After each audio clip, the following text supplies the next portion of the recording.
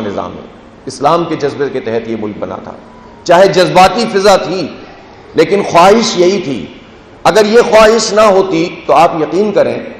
یعنی پھر کیوں مشرقی پنجاب کے لوگ اس جگہ کے لیے قربانی دیتے کہ جہاں انہیں منتقل ہو کے جانا تھا، زمین چھوڑ کر، جائیداد چھوڑ کر۔ دنیا میں لوگ زمینوں کے لیے جنگ لڑتے ہیں، اپنی قوم، اپنی زبان والوں کے لیے لڑائیاں لڑتے ہیں، اپنے قبیلے کے لیے لڑائیاں لڑتے ہیں۔ یہ پاکستان عجیب پاکستان تھا بر صغیر میں، یو پی والے قربانی دے رہے تھے، سی پی والے تحریک چلا رہے تھے،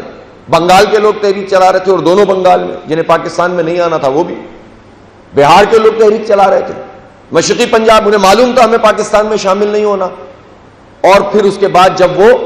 یہاں خون بہتے ہوئے خون کے ساتھ یہاں پر پہنچے ہیں اور زمین کو چوما ہے، تو اس پاکستان کے لیے وہ آئے تھے کہ جہاں پر عدل اور انصاف کا نظام ہو۔ یہ والے نظام کے لیے تو نہیں آئے تھے، ورنہ یہ پاکستان نہیں بنتا۔ پاکستان کا اول اور آخر اسلام کے ساتھ وابستہ ہے۔ لوگ کہتے ہیں کہ فوج پاکستان کو جوڑنے والی، اب تو وہ لوگ بھی کہنا بند ہو گئے، کوئی ادارہ پاکستان کو جوڑنے والا نہیں ہے، صرف اور صرف اسلام پاکستان کو جوڑنے والا ہے۔ ورنہ ہم اتنی جو مختلف قسم کی زبانیں، قومیں اور برادریاں، یہ سب ایک کیسے ہو سکتی ہیں؟ لہٰذا یہ دین جو ایک نظام کی صورت میں ہو، وہ دین نہیں جو صرف واعظ ہو اور نصیحت ہو، وہ دین نہیں جو صرف خانقاہ میں ہو۔ ہندوستان میں خانقاہ میں دین تھا، اس کے اپنے کارنامے، لیکن جب وہ نظام نہیں بنا پوری طریقے سے تو غالب اکثریت مسلمان بھی نہیں ہو سکی سینکڑوں سال کے اقتدار کے باوجود۔ ایک مشن جب تک نہیں بنتا دین، جب تک جو ہے وہ اپنے آپ کو بے اثر رکھتا ہے۔ اس لیے پاکستان میں اس کی قدر بھی کرنی چاہیے، اور اس کو اس کے اصل مقاصد سے ہم آہنگ کرنے کے لیے جد و جہد کرنی پڑے گی، کوشش کرنی پڑے گی۔ یہ تحریک ابھی مکمل نہیں ہوئی ہے پاکستان کی، اس کی تکمیل اس کے مقصد سے ہم آہنگ کرنے میں ہے۔ اور یہی وجہ ہے کہ جب پاکستان یہ بنا ہے تو جس طرح تذکرہ ہوا ہے کہ سید مودودی رحمۃ اللہ علیہ نے اسی وقت سے کہنا شروع کیا، قرارداد مقاصد آ گئی، پھر اس کے بعد کچھ نہیں ہوا، جس پر مولانا نے کہا کہ یہ کیسی بارش تھی، ابر بھی آ گیا، بادل بھی آ گئے، برسات بھی ہو گئی، سب کچھ ہو گیا، لیکن اس کے بعد کچھ نہ فصل ہے نہ کچھ ہے۔ تو اس کا مطلب یہ تھا کہ آئین نہیں بن رہا تھا۔ جب زیادہ بات کی تو اندر کر دیا، پہلے 6 مہینے، پھر 6 مہینے، پھر 6 مہینے، پھر جب چوتھے 6 مہینے کی بات آئی ڈیٹین کرنے کی، اور اس میں سبق ہے لوگوں کے لیے،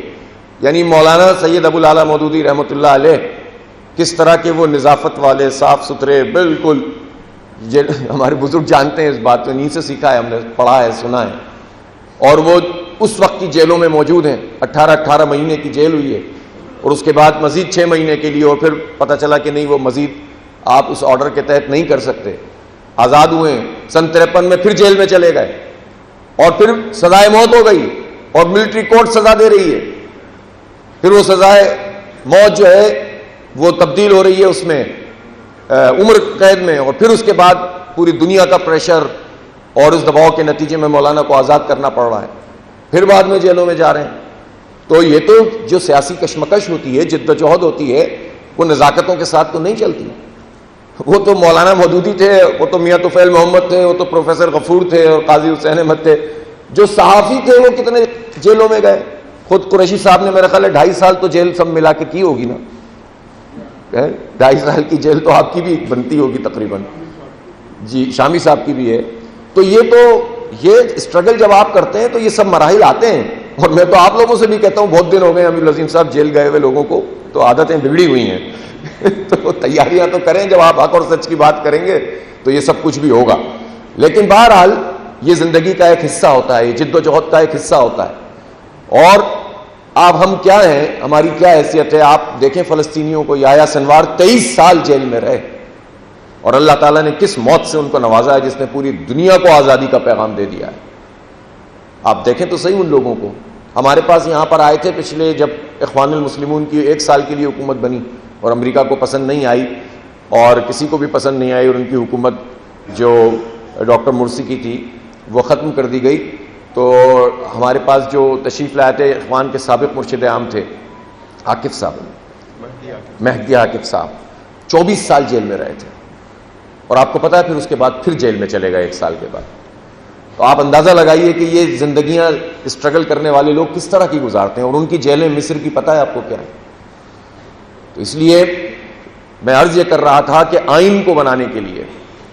اس کی بالادستی کے لیے، اور اس آئین میں بنیادی انسانی حقوق متعین ہیں،